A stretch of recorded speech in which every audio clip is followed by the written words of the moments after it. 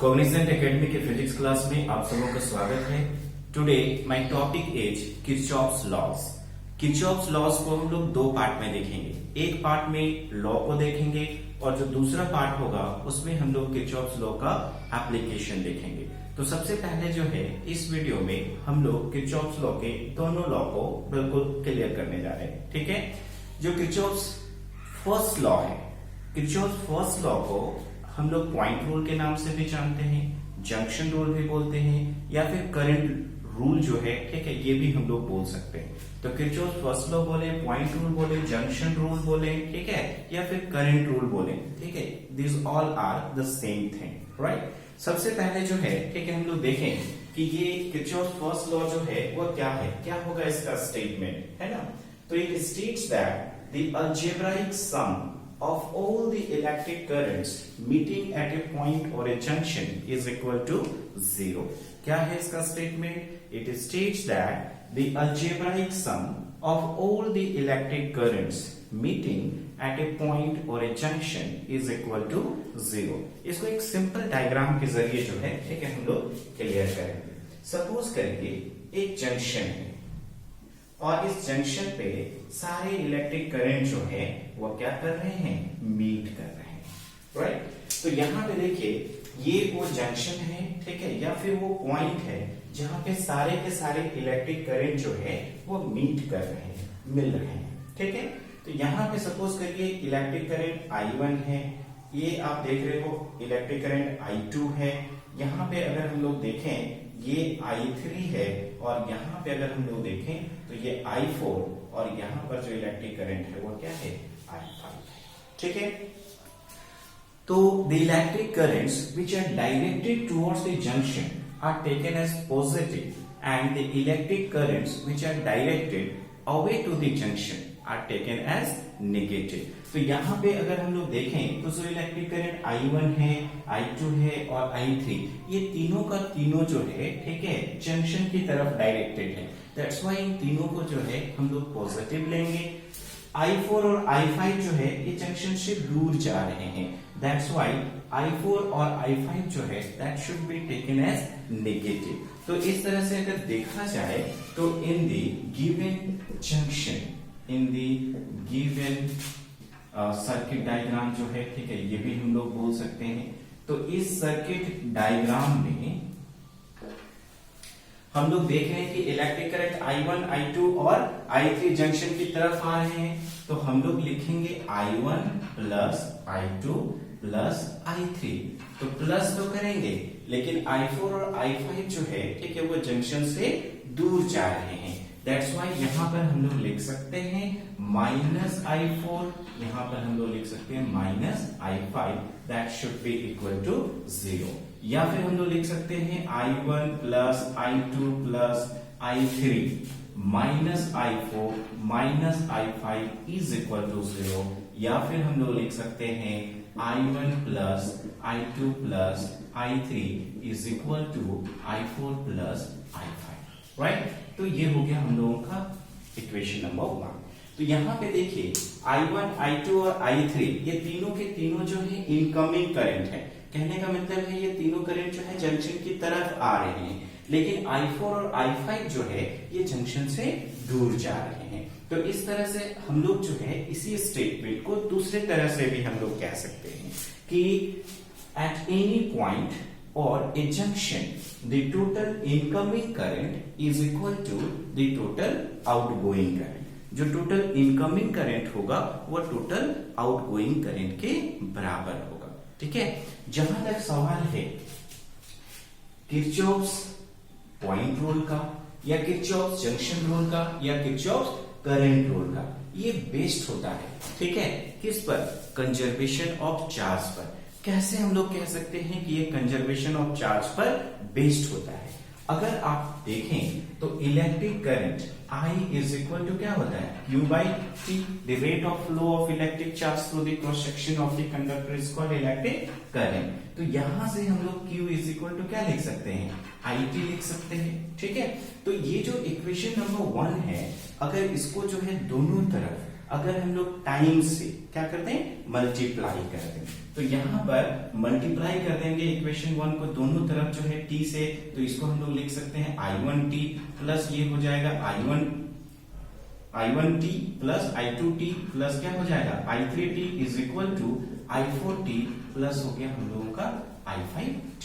तो ये जो it है, ठीक है, दैट इज चार्ज, तो इसको हम लोग लिख सकते हैं q1 plus q2 plus q3 that should be equal to q4 plus q5, या फिर हम लोग लिख सकते हैं q1 plus q2 plus q3 minus q4 minus q5 is equal to 0, that is summation of जो टोटल चार्ज होगा at any point और जंक्शन इज इक्वल टू 0। कहने का मतलब है कि जो इलेक्ट्रिक चार्ज है किसी पॉइंट पर या किसी जंक्शन पे एक्यूमुलेट नहीं होगा, ठीक है, दैट्स वाई हम लोग कहते हैं कि ये जो पॉइंट रूल है या जो जंक्शन रूल है that is based upon conservation of charge. Next हम लोग देखेंगे किरचॉफ सेकेंड लॉ। ये जो किरचॉफ सेकेंड लॉ है इसको हम लोग लूप रूल के नाम से भी जानते हैं, मेश रूल भी बोल सकते हैं, वोल्टेज रूल भी बोल सकते हैं, या फिर हम लोग क्लोज सर्किट रूल भी बोल सकते हैं, ठीक है। क्यों इसको क्लोज सर्किट रूल बोलते हैं, क्यों वोल्टेज रूल बोलते हैं, क्यों मेश रूल बोलते हैं, ये सभी चीजें जो है इसके स्टेटमेंट के साथ ही क्लियर होती चली जाएंगी। तो यहाँ पे देखिए सबसे पहले जो है इसका हम लोग स्टेटमेंट देखेंगे। It states that the algebraic sum of the product of electric current and resistance in a close circuit is equal to total EMF on that part of the circuit. क्या है इसका स्टेटमेंट? तो simple, it states that the algebraic sum of the product of electric current and resistance in a closed circuit is equal to total EMF on that part of the circuit. That is sigma IR is equal to sigma E. अब यहाँ पे देखिए इसी statement को जो है हम लोग दूसरी तरह से भी कह सकते हैं कि it states that the algebraic sum of the change in potential is equal to 0. The algebraic sum of the change in potential is always equal to 0 in a closed circuit. That's why हम लोग either sigma IR is equal to sigma A लिख सकते हैं या फिर sigma delta V is equal to हम लोग 0 लिख सकते हैं। तो जब तक हम लोग एक सर्किट डायग्राम के जरिए इसको समझेंगे नहीं, इसका स्टेटमेंट जो है वो हम लोगों का क्लियर नहीं होगा। तो सबसे पहले जो है इस डायग्राम को ध्यान से देखेंगे, ठीक है।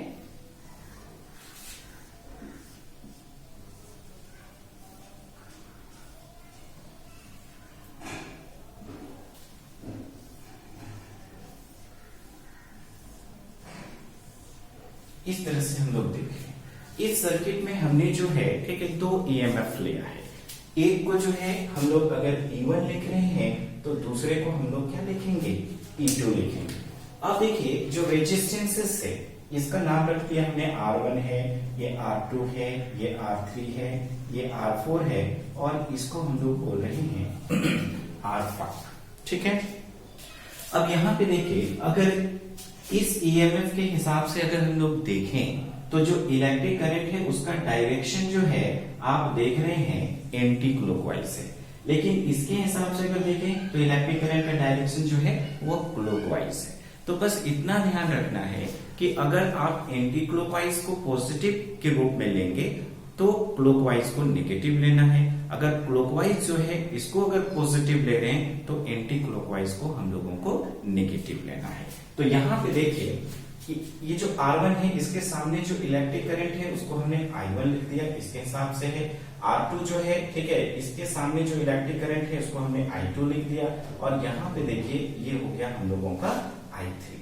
तो I1 और I2 इन दोनों इलेक्ट्रिक करंट का डायरेक्शन जो है ठीक है वो कैसा है, तो आप अगर देखें तो ये है एंटी क्लॉकवाइज। तो I1 और I2 को अगर हम लोग पॉजिटिव लेंगे तो I3 को हम लोगों को नेगेटिव लेना होगा। E1 को पॉजिटिव लेंगे और E2 को क्या लेंगे, नेगेटिव में लेंगे। नीचे वाला जो सर्किट है, ठीक है, इसमें हम लोग देख रहे हैं पॉजिटिव टू नेगेटिव, इसमें कहीं कोई कंफ्यूजन जो है वाली बात है नहीं। अगर इस सर्किट को लेंगे तो यहाँ पर हम लोगों का I4 हो गया और ये वाला हो जाएगा हम लोगों का I5। इसको हम लोग नाम रखते हैं A B C और ये जो है हम लोगों का D है, ठीक है।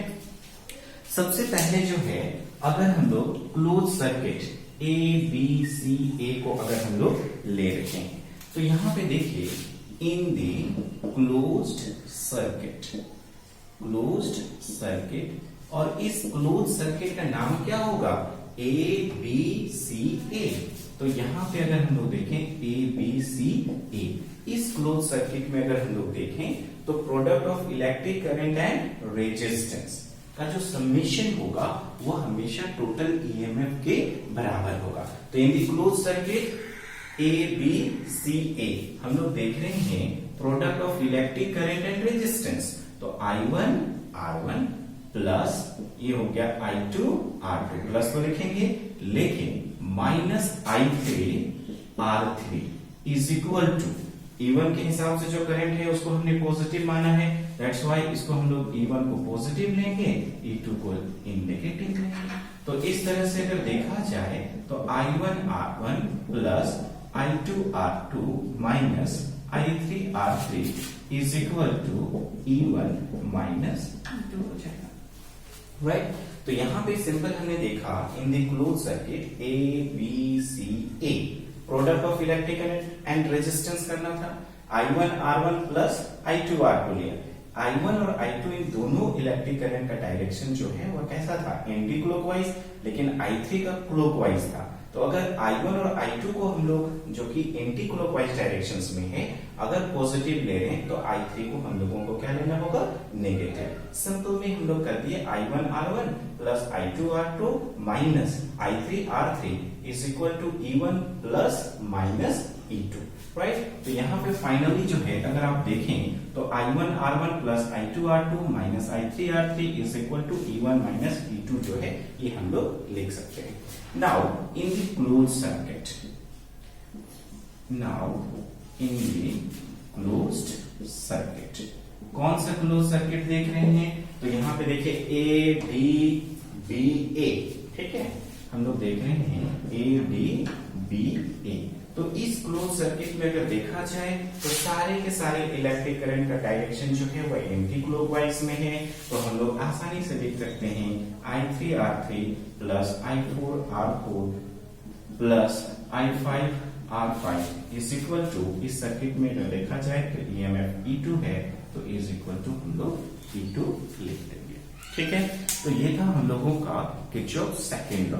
अब एक सवाल जो है यहाँ पे ऑब्जेक्टिव में अक्सर पूछा जाता है कि जो किरचॉफ सेकंड लॉ है या फिर जो किरचॉफ क्लोज सर्किट रूल है ये किस पे बेस्ड होता है, ठीक है। तो it is based upon the conservation of energy, ठीक है। ध्यान रखेंगे कि जो किरचॉफ सेकंड लॉ है, लूप रूल है, मेश रूल है, वोल्टेज रूल है, ठीक है, that is based upon the conservation of energy. और जो फर्स्ट लॉ है वो बेस्ड होता है कंजर्वेशन ऑफ चार्ज पे। ये बहुत ही इंपॉर्टेंट है, इसको आप जरूर से याद रखेंगे, ठीक है। तो नेक्स्ट वीडियो जो होगा हम लोगों का वो एप्लीकेशन ऑफ किरचॉफ लॉ पे होगा। कि एप्लीकेशन को देखने के लिए, ठीक है, आप पहले वाले वीडियो को देख लेंगे या फिर पहले वाले वीडियो को देखने के बाद ही, ठीक है, हम लोग जो एप्लीकेशन ऑफ किरचॉफ लॉ है उसकी वीडियो देखेंगे तो ये सारी चीजें जो है वो क्लियर हो जाएंगी। Okay, thank you for watching.